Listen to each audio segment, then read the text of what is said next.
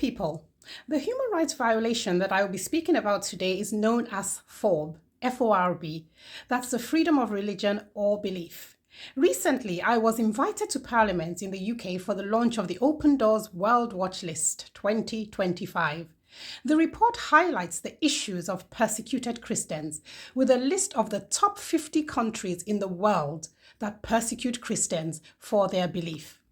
On that list, Nigeria was number 7 for extreme persecution of Christians. I'm focusing on Nigeria because we advocate for Nigerians who experience human rights violation. But this still applies to every other country that persecutes Christians.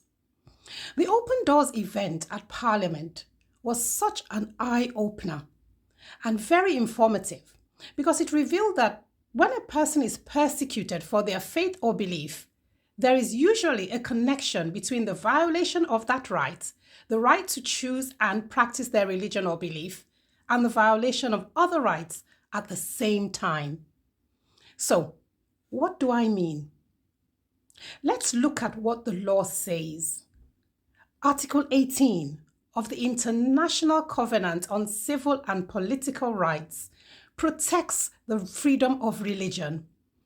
It guarantees that people can choose their religion or belief and practice it in public or private.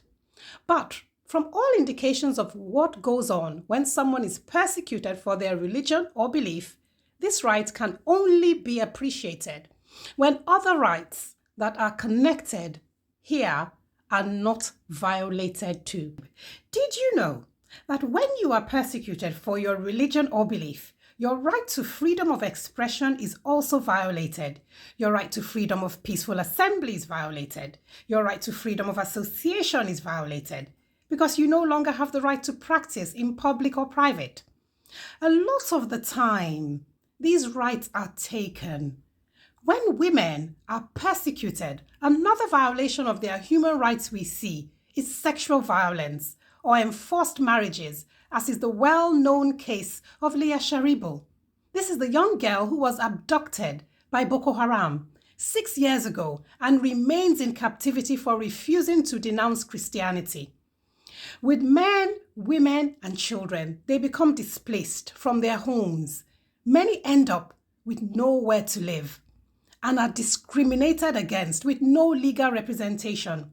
Many end up not being able to work or get jobs, which is also a violation of their right to work.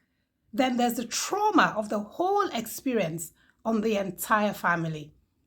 These violations are a breach of the international human rights law. They violate the right to property and the right to freedom of movement too. So, you can see how there is a connection between the violation of the right to choose and practice one's religion or belief and the violation of other rights at the same time.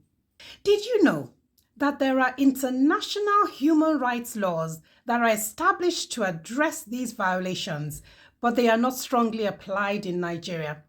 For example, the Universal Declaration of Human Rights, the UDHR, guarantees the right to own property and protection from displacement. No one should be arbitrarily deprived of their property. The International Covenant on Civil and Political Rights, the ICCPR, also protects the rights of minorities to enjoy their culture, religion, and language without discrimination, including the right to live in their homeland.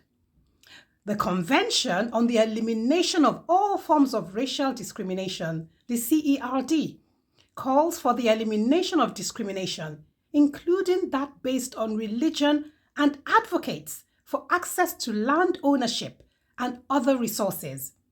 Nigeria is number 7 on the World Watch List because of the extreme level of persecution that Christians face. Radical Islamist groups in northern Nigeria like Boko Haram, ISWAP, Lakurawa, and insecurity around the Middle Belt and banditry has played a huge role in that persecution. We must keep speaking up in the UK for Nigeria about the extreme level of persecution in Nigeria and other countries and its violation of human rights. We must speak up for accountability when people are unlawfully killed for their faith or lack of it.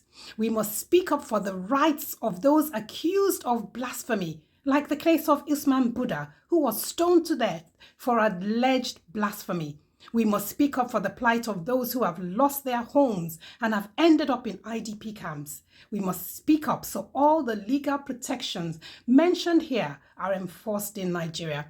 The absence of these enforcements means there will continue to be a lack of accountability, with many who are persecuted never getting justice.